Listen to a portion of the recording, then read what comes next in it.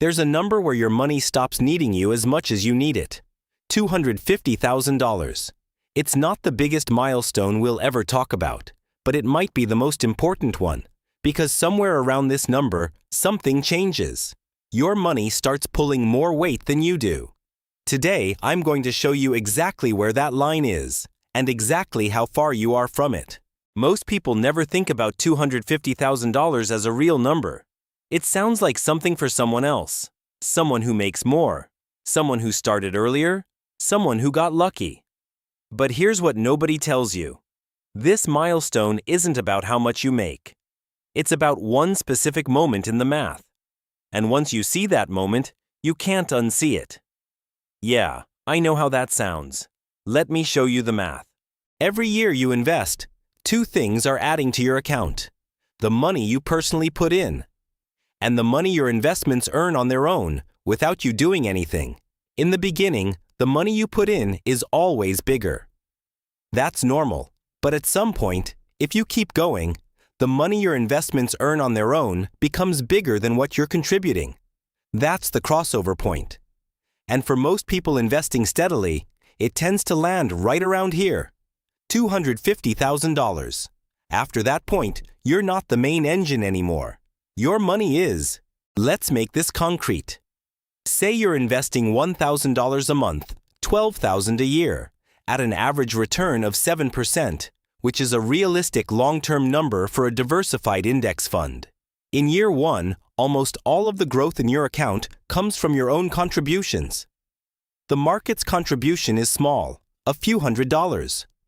But fast forward to when your balance crosses $250,000 and the math flips. Your investments alone are now earning more in a single year than you're contributing in 12 months of paychecks. $17,500 earned without you lifting a finger. That's more than you put in. I know. It sounds too good. But this is just what compounding does once there's enough money in the machine. Here's something that surprises most people. The exact dollar amount where your crossover happens depends on how much you're contributing every month. Someone investing $500 a month crosses over around $100,000. Someone investing $1,500 a month crosses over closer to $300,000. But here's the surprising part. The year it happens barely changes. Run the math on any of these contribution levels, assuming the same 7% return, and the crossover shows up around year 11. Whether you're putting in $500 a month or $1,500 a month, which means this isn't really about how much money you have. It's about how long you've been letting it grow. $250,000 is just where this shows up for someone investing around $1,000 a month. Your number might be different, but the timeline is a lot more universal than people think. So if $1,000 a month feels out of reach right now, don't get discouraged by the specific number $250,000. Look at year 11 instead. That's the milestone that actually matters for you.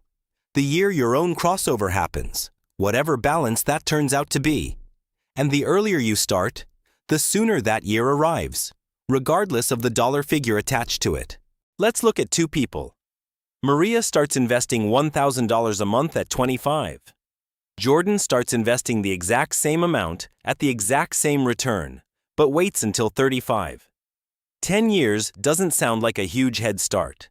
But here's what it does to the crossover point. Maria hits $250,000 around age 42.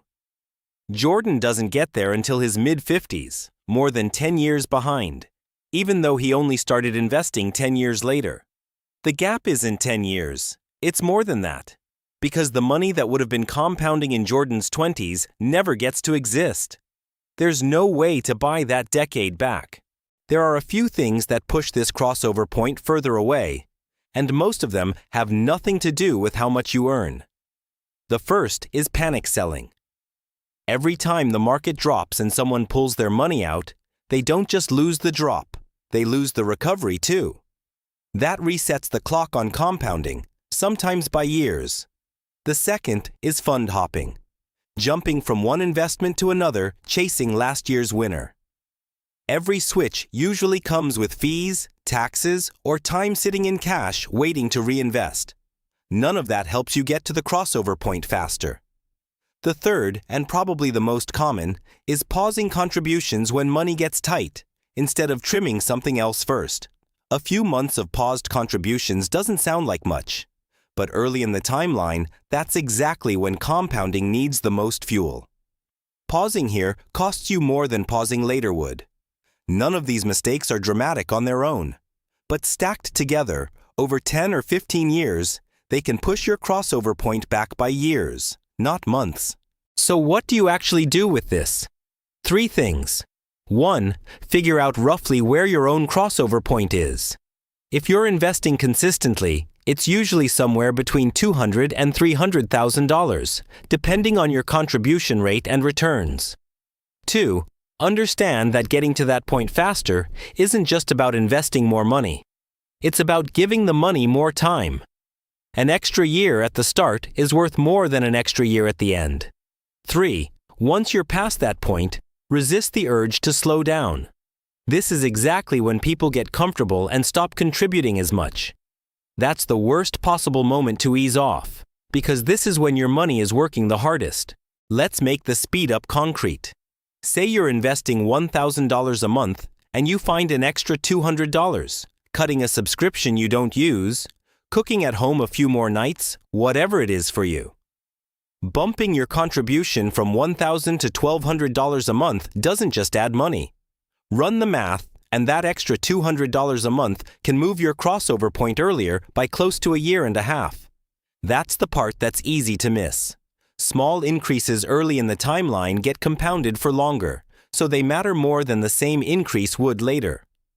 Finding an extra $200 in your 20s is worth more than finding an extra $1,000 in your 40s. This is why the first step is never earn more. It's find what you can redirect right now, even if it's small. None of this requires a raise or a new job. It requires a rounding error in your monthly budget, redirected on purpose. Here's a 3-minute checkup you can do right now. Pull up your investment account. Look at how much you contributed this year. Then look at how much your account actually grew this year, contributions included. Subtract the two. If the difference is small or negative, you're still in the early phase, and that's completely fine. Everyone starts there. If your account grew by more than you contributed, you've already crossed the line, whether you noticed it or not. Most people who cross this point don't even realize it happened. They just keep doing what they were already doing, which honestly is exactly what you should keep doing too. If you're watching this and you're already in your 40s or 50s with nothing invested yet, this can feel discouraging. It's not too late, but the math is honest. Starting later means your own crossover point sits further out, and there's no way around that. What changes is the strategy, not the outcome you're chasing. 2 things help most in this situation. First, contributing a higher percentage of income for a while, since you're compressing the same runway into less time. Second, treating the target itself as flexible. The crossover point isn't a finish line, it's a shift in how your money behaves. Reaching it at 55 instead of 42 doesn't erase the years afterward where your money keeps compounding on your behalf. Starting late costs you time. It doesn't disqualify you from ever getting there. $250,000 isn't the finish line. It's the point where the race changes shape. Before it, you're pushing the car. After it, the car starts pushing back. Next time, we're going somewhere a lot of people get wrong on purpose.